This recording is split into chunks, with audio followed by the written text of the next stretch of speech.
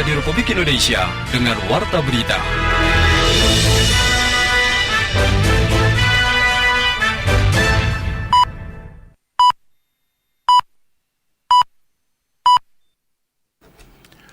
Tanda waktu tepat pukul 7 waktu Indonesia Barat.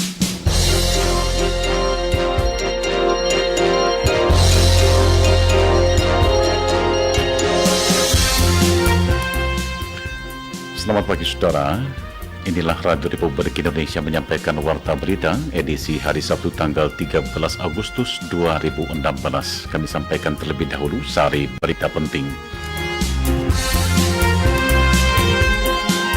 Anggota Komisi 5 DPR RI Nizar Zahro meminta PT Angkasa Pura II tidak memajang lukisan yang di dalamnya terlihat gambar wajah mirip tokoh komunis DN Aydit. Mantan pesepak bola ternama Turki Hakan Şükür menjalani buronan otoritas Turki karena dituduh terlibat dalam gerakan kudeta. Itulah di antara berita-berita yang segera kami sampaikan. Inilah Warta Berita selengkapnya. Saya Ardian Majid Kobat.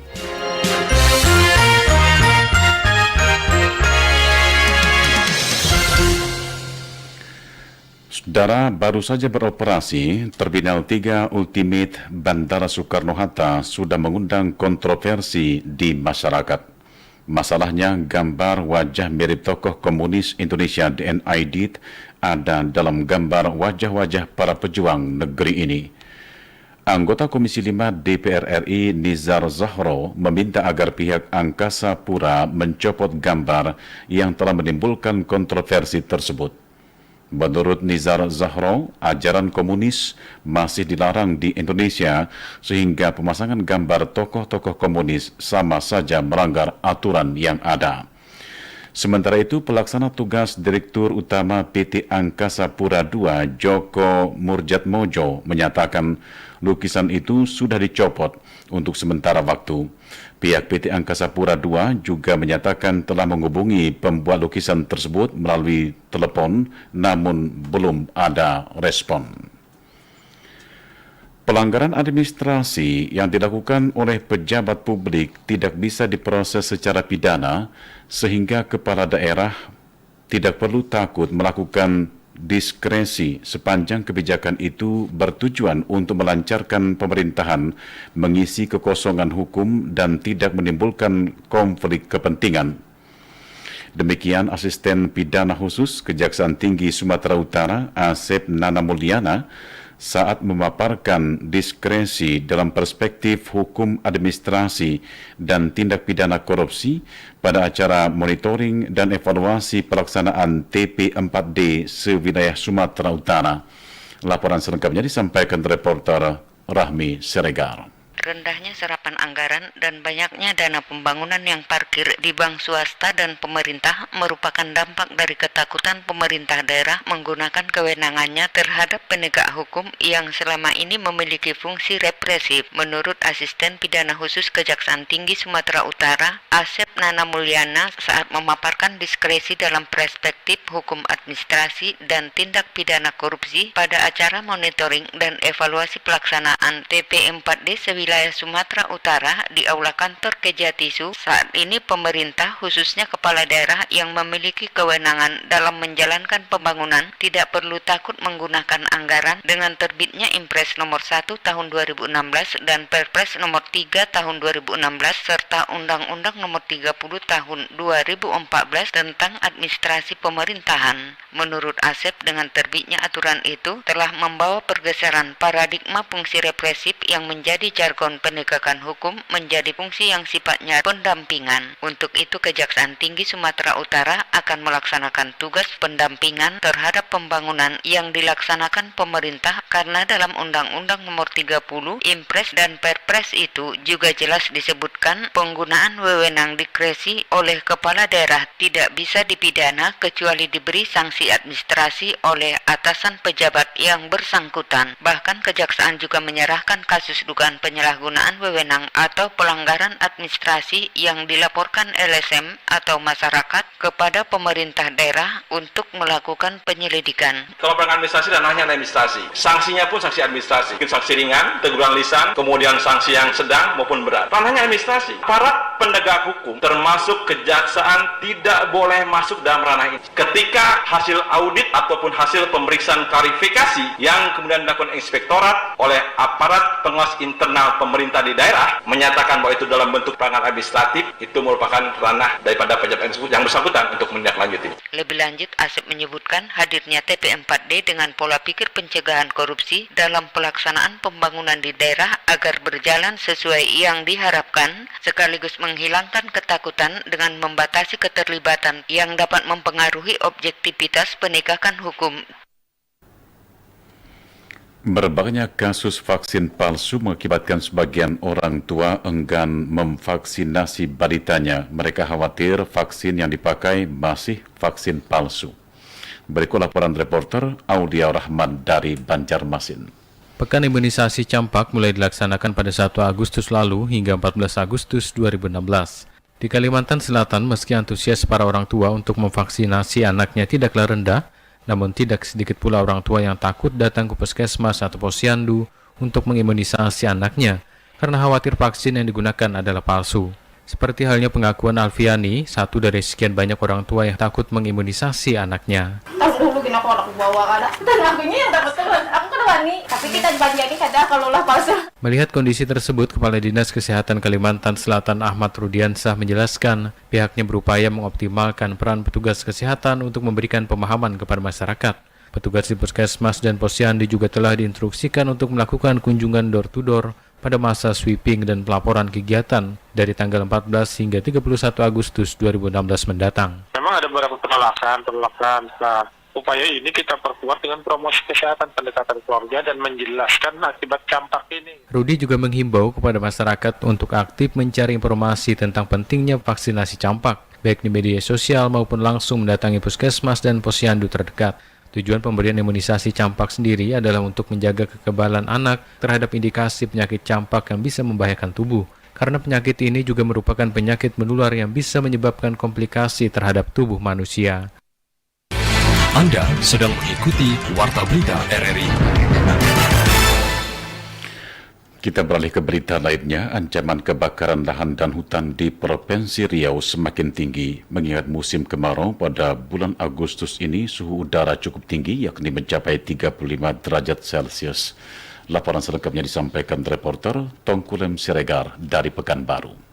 Ancaman terjadinya kebakaran lahan dan hutan karena laut di Provinsi Riau semakin tinggi sehubungan dengan musim kemarau pada Agustus tahun ini dengan suhu yang cukup tinggi mencapai 35 derajat Celcius sehingga Riau ditetapkan memasuki kondisi gawat kebakaran lahan dan hutan. Badan Meteorologi, Klimatologi dan Geofisika BMKG Stasiun Pekanbaru merilis data hotspot atau titik panas di Sumatera sejak suhu meningkat dibarengi pula dengan peningkatan jumlah titik panas. Kepala BMKG Stasiun Pekanbaru Sugarin mengatakan, hampir di seluruh provinsi terpantau titik api akibat kebakaran lahan dan hutan yang menyebabkan kabut asap, namun belum mempengaruhi visibility atau jarak pandang seperti di Bandara Internasional Sultan Syarif Qasim II Pekanbaru. Namun temperatur maksimal 33 hingga 35 derajat Celcius dengan kelembapan maksimal 94 hingga 98%, sehingga Riau memasuki musim kemarau dan kemungkinan berlangsung sampai akhir Agustus. Sampai September masuk musim kemarau, yang itu perlu diwaspadai karena sudah musim kemarau berarti potensi kebakaran, potensi yang kita lihat dari curah hujan juga sudah kecil sekali, temperatur panas gitu kan, potensi kebakaran sangat tinggi. Kepala BMKG Stasiun Pekanbaru Sugaren menambahkan, dalam sepekan terakhir titik panas mengalami peningkatan, menunjukkan perlunya peningkatan kewaspadaan terjadinya karlaut. Sementara operasi pemadaman karlaut terus diupayakan di 6 kabupaten yang sudah terjadi kebakaran.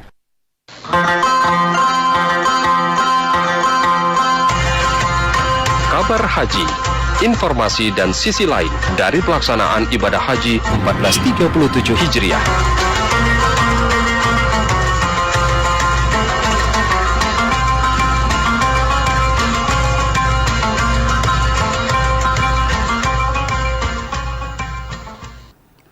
Saudara, kabar haji pagi ini kita awali bagaimana penginapan yang ditempati jamaah calon haji di Madinah Al-Munawwarah diisi maksimal 6 orang. Kita terhubung dengan reporter Bobby Sapuliti di Madinah. Bobby, silakan.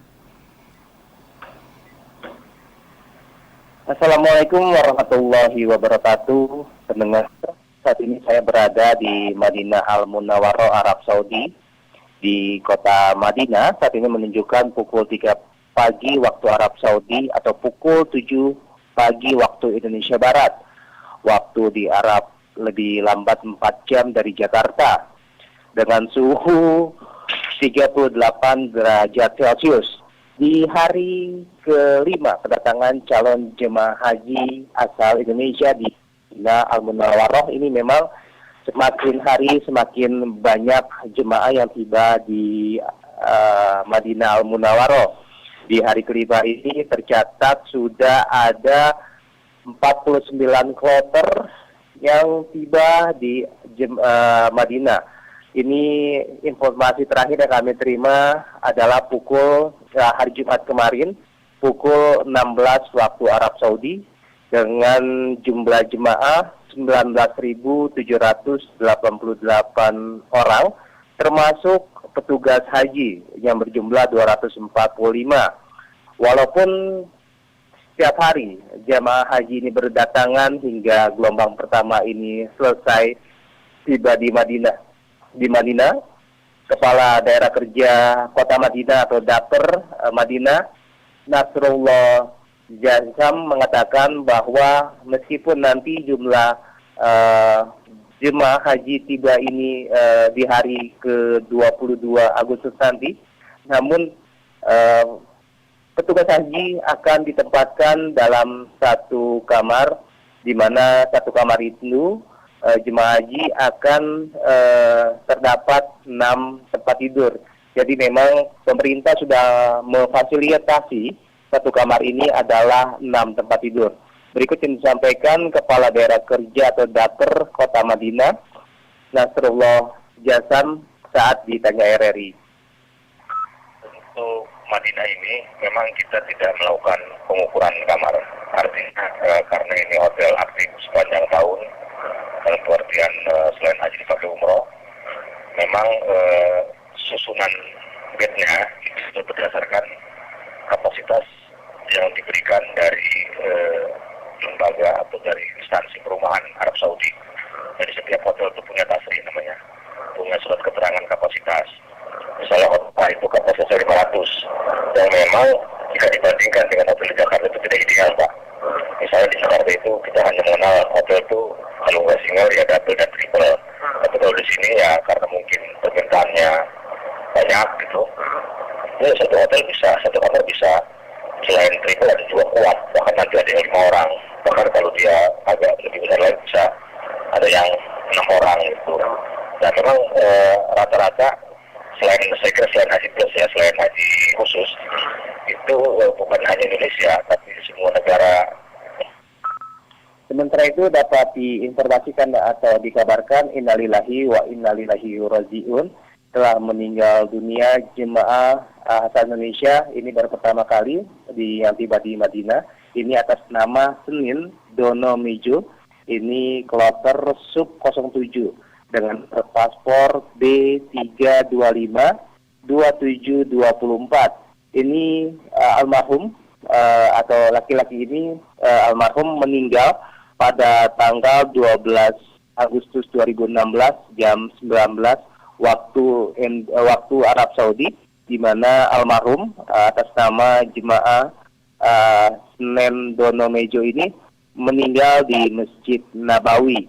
Demikian informasi langsung yang dapat kami sampaikan dari Madinah Al-Munawwaroh. Bobi Sakuliti melaporkan kembali ke studio Jakarta. Selanjutnya kita menuju embarkasi Minangkabau, Padang, Sumatera Barat. Di sana ada Armen Ramli yang akan melaporkan 1 orang jamaah calon haji kloter 3 asal Bengkulu batal diberangkatkan. Armen? Ya, baik. Terima kasih. Assalamualaikum warahmatullahi wabarakatuh. 1 orang calon jemaah haji kloter 3 asal Provinsi Bengkulu atas nama Munta Alim bin Muntawi, umur 56 tahun, Kota Bengkulu, batal berangkat ke Tanah Suci Mekah Al-Mukarramah dikarenakan sakit. Menurut Ketua PPH Embarkasi Haji Padang, Dr. Andes Haji Salman Kamenet mengatakan, berdasarkan dari hasil pemeriksaan tim kesehatan, jemaah tersebut dengan kondisi kesehatan yang tidak memungkinkan untuk diberangkatkan menunaikan ibadah rukun Islam yang kelima tersebut. Calon jemaah haji kloter 3 Bengkulu yang berjumlah 454 jemaah telah diterbangkan menuju Bandara Internasional Bandara Internasional Pangeran Muhammad bin Aziz Madinah melalui Bandara Internasional Minangkabau kemarin pukul 7:10 waktu Indonesia Barat dengan menggunakan Garuda Indonesia Boeing 747-400. Calon jemaah haji yang terdiri dari kota Bengkulu sebanyak 236 orang, kemudian dari Kabupaten Rejang Lebong 2 orang, Kabupaten Seluma 135 orang, Kabupaten Bengkulu Tengah 72 orang, dan ditambah 4 dari TPHD. Lebih lanjut, Salman menjelaskan calon jemaah haji asal Bengkulu tidak menginap atau masuk ke dalam asrama haji Tabing Padang. Calon jemaah haji dari daerah asalnya langsung menuju Bandara Internasional Minangkabau dan ini hanya menggunakan sebagai embarkasi antara. Pendengar, calon jemaah haji termuda atas nama Yuliani Ali Hanafi, umur 26 tahun dari Kabupaten Bengkulu Selatan. Sedangkan calon jemaah haji tertua atas nama Tahirun Jamadir Marjain, umur 86 tahun dari Kabupaten Bengkulu Tengah. Calon jemaah haji nantinya ditempatkan di maktab nomor 07 di wilayah Hisyah dan Raudah. Dan untuk hari ini pendengar, calon jemaah haji dari embarkasi Padang tidak memberangkatkan calon jemaah hajinya. Dan untuk kloter 4 akan diberangkatkan besok pagi pada tanggal 14 Agustus 2016.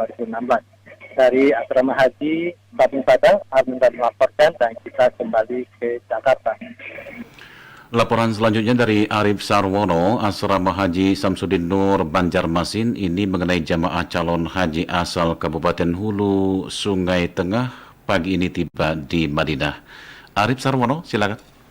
Baik, ribuan warga dari keluarga dan kerabat kemarin mengantarkan keberangkatan 241 jemaah calon haji untuk kloter 4 asal Kabupaten Hulu Sungai Tengah di Masjid Agung Riyadul Harim Barabai pukul 13 WITA.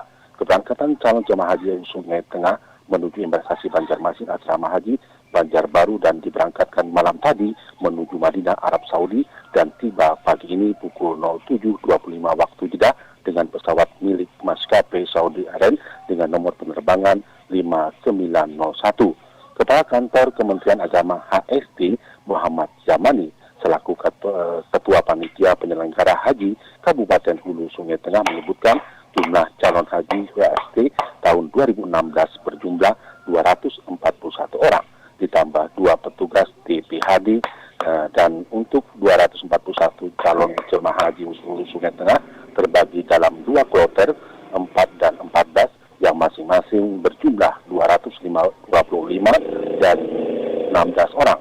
Sementara itu Kabid Penyelenggara Haji Zakat dan Wakaf Kementerian Agama Kalimantan Selatan Haji Sukri mengatakan semua jemaah calon haji di Kalimantan Selatan diinapkan di asrama haji Landasan Ulin Banjarbaru, Kalimantan Selatan selama 1 malam dan para calon jemaah haji diberikan arahan dari Dinas Kesehatan untuk pendampingan kesehatan berbagai bentuk jaminan dari pemerintah pelayanan calon jemaah haji dengan pelayanan yang gratis.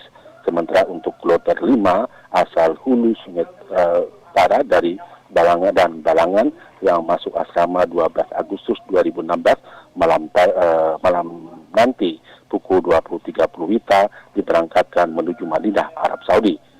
Diperkirakan besok 14 Agustus 2016 jemaah gabungan sebanyak 295 ini tiba di Madinah pukul 7.25 waktu setempat.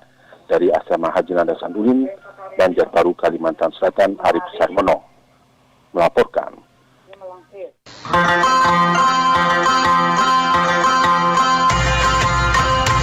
Demikian kabar haji, informasi dan sisi lain dari pelaksanaan ibadah haji 1437 Hijriah.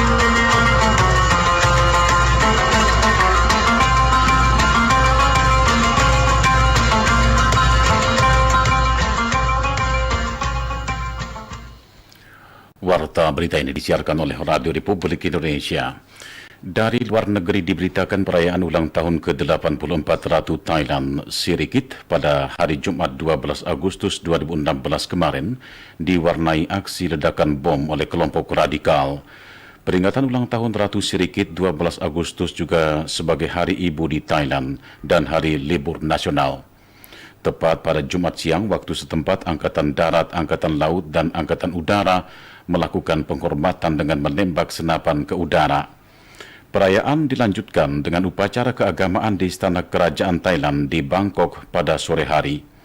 Departemen Hubungan Masyarakat Pemerintah Thailand menyatakan acara penghormatan bagi Ratu Sirikit juga akan dilakukan di ibu kota Bangkok, Kedutaan Besar Thailand di berbagai negara serta seantero negeri Gajah Putih. Sayangnya, perayaan tersebut diganggu oleh serangkaian bom. Pada tengah malam, bom kembar meledak di kawasan wisata di Hua Hin yang menjadi lokasi kediaman pribadi Raja dan Ratu Thailand. Serangan bom yang diledakkan dengan remote itu menewaskan 1 orang dan melukai 21 warga asing. Ledakan bom juga terjadi di Surat Thani yang menewaskan 1 orang dan 3 lainnya luka-luka. Kawasan wisata Phuket juga diguncang ledakan bom sehingga dalam 12 jam Thailand diguncang 6 ledakan bom. Hingga saat ini belum ada penjelasan mengenai pelaku teror bom tersebut. Dari dunia olahraga, 3 pasangan ganda campuran yakni Praven dan Debbie, Tantowi dan Liliana serta Gracia Nitya Krisinda memastikan tiket ke babak berikutnya cabang bulu tangkis Olimpiade Rio de Janeiro tahun 2016. Ketiga pasangan lolos setelah mencatat kemenangan kedua dalam penyisian grup. Selengkapnya disampaikan reporter Firman Syah Gindo.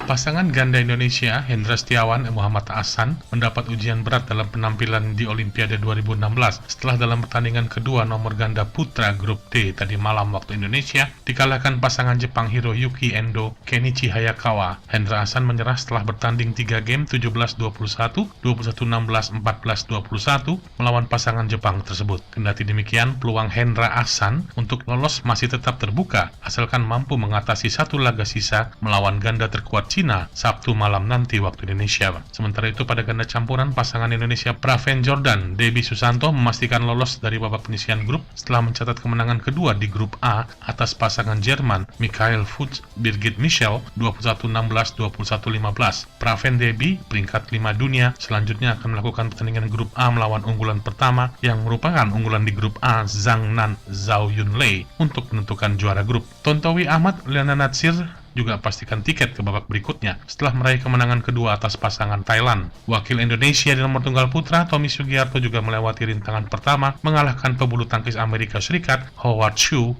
21-14, 21. 1 angka lagi untuk Tommy Sugiarto menutup pertandingan di set kedua ini. Sudah lakukan serve, pendek saja lob belakang lagi oleh Tommy. Smash saja menyilang, maksudnya sempat menyentuh bibir net. Tanggung datangnya bola pengembalian dari Tommy tadi. Namun kali ini angka bertambah untuk Howard Chu menjadi 20-10. Howard Chu sudah bergeser dia ke sebelah kanan, pendek saja serve, kembalikan tipis oleh Tommy. Step tajam ke depan, angkat ke menyilang ke belakang oleh Tommy, kembalikan backhand ke depan, kembalikan menyilang oleh Howard, angkat ke belakang Howard, smash tajam atau drop shot ke depan. Kali ini bisa kembalikan oleh Howard, smash tajam ke depan, drop shot Tommy Sugiarto kali ini yang pertama kalinya, dan game. Tommy Sugiarto akhirnya menutup kemenangan di set kedua ini dengan angka 21-10 setelah sebelumnya di set pertama Tommy unggul 21-14. Dengan demikian Tommy membuka kemenangan di penyisihan grup J pertama ini. Usai pertandingan, Tommy Sugiarto meminimalisir kesalahan-kesalahannya sendiri guna memuluskan lolos dari penyisihan grup. Ya mungkin adaptasi memang pertama-tama belum nyaman sekali ya, tapi saya juga berusaha untuk cepat untuk adaptasi karena untuk juga mempersiapkan untuk di partai berikutnya supaya bisa menjadi juara grup, karena di tunggal ini harus juara grup yang bisa masuk ke babak berikutnya. Tommy Sugiarto diprediksi akan tidak menemui kesulitan untuk lolos ke babak berikutnya mengingat 2 laga yang akan dimainkan belum bertemu lawan tangguh. Di cabang panahan, wakil Indonesia Rio Ega Agata tersingkir di perempat final. Dalam pertandingan yang dilangsungkan kemarin, Rio Ega kalah dari pemanah Italia Mauro Nespal 0-6. Dengan demikian, perburuan medali Indonesia kini hanya tinggal di cabang bulu tangkis. Selain bulu tangkis, Indonesia masih menyisakan atletnya tampil di cabang atletik melalui Maria Londa dan Sudirman yang mendapat wildcard di nomor 100 meter putra. Sementara Maria Londa turun di nomor lompat jauh. Di cabang sepeda BMX, Indonesia akan diwakili Tony Syarifuddin. Indonesia dengan raihan 2 medali perak dari cabang angkat besi bertengger di peringkat ke-41 bersama Azerbaijan. Posisi teratas Amerika Serikat 16 emas, 12 perak, 15 perunggu. Kedua Tiongkok 13 emas, 9 perak, 14 perunggu. Dan ketiga Inggris 7 emas, 8 perak, 6 perunggu. Firman Sagindo melaporkan dari arena Olimpiade 31 Rio de Janeiro.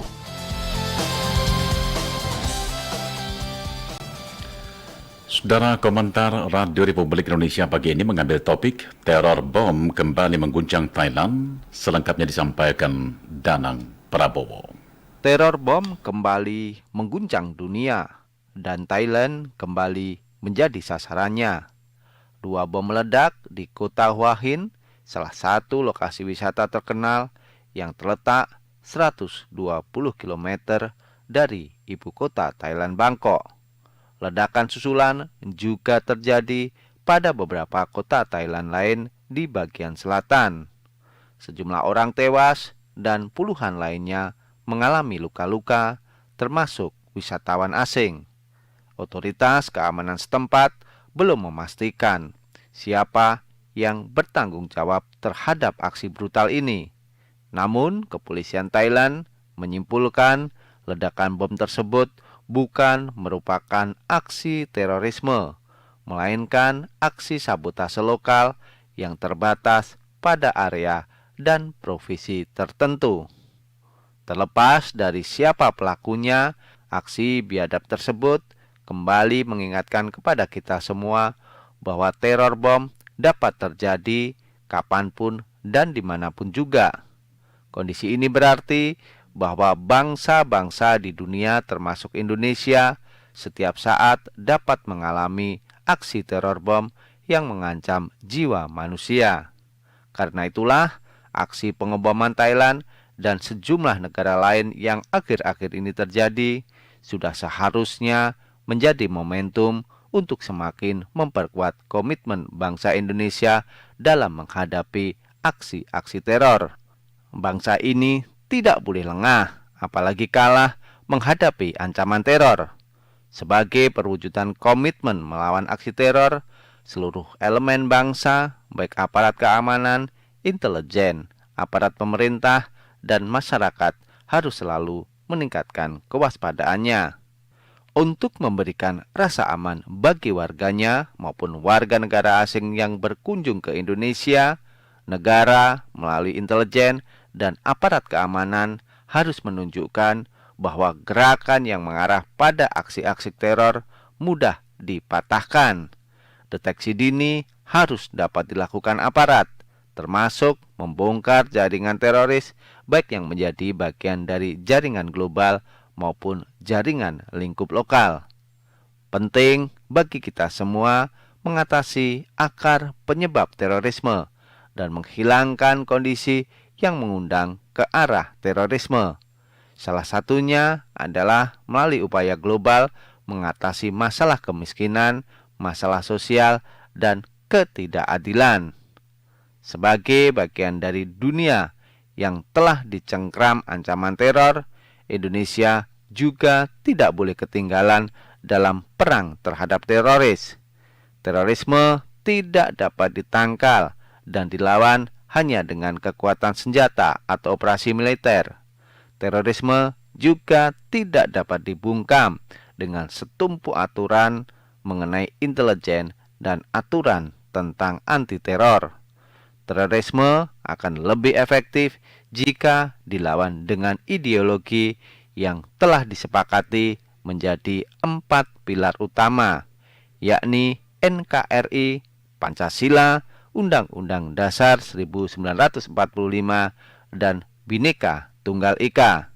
Pemerintah dan masyarakat harus kompak menempatkan terorisme sebagai musuh bersama.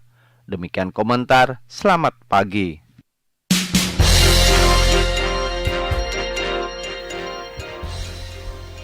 Sekian warta berita produksi Radio Republik Indonesia.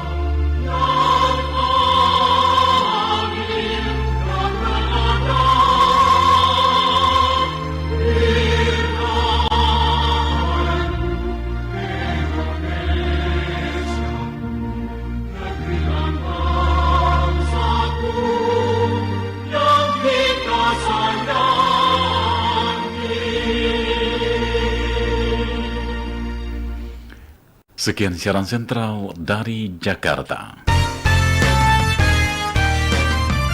Pro 3 RRI Jaring